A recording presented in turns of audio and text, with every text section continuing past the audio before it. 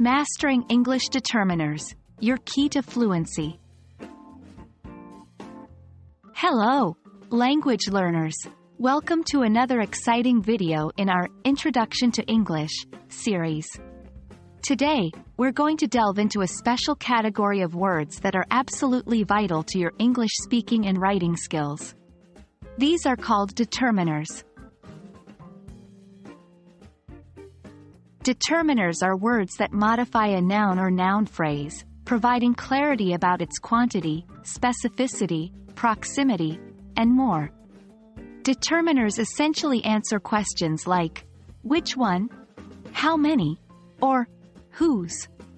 They're quite handy and used before nouns to indicate things like quantity, possession, and definiteness.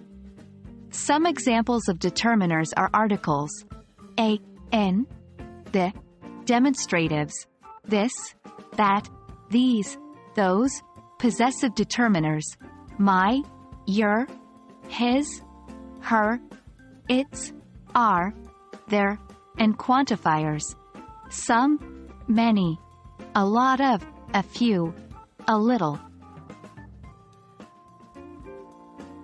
Now that we know what determiners are, let's look at how to use them in sentences. Remember, determiners are always placed before the noun. Examples. The is used when referring to specific items or items that are unique. For instance, I saw the movie yesterday.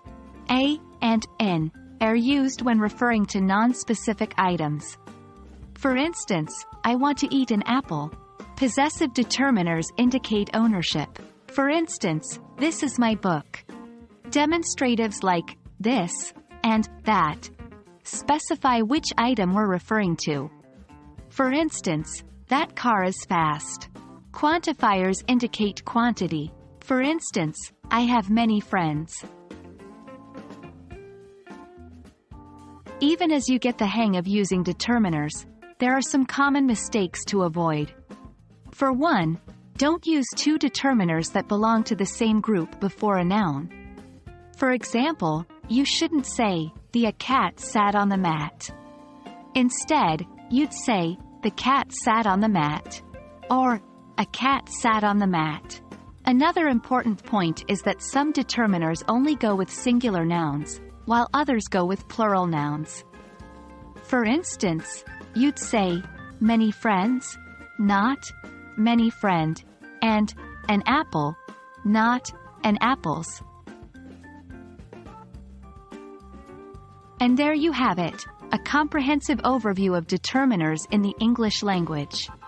They're like the little helpers of the noun world, bringing clarity and specificity to our sentences. Keep practicing their use in your daily conversations and writing. Soon, you'll find yourself mastering these handy linguistic tools. I hope this video has helped demystify determiners for you. Remember, understanding and using determiners correctly can truly level up your English language skills. Until next time, keep learning and keep growing.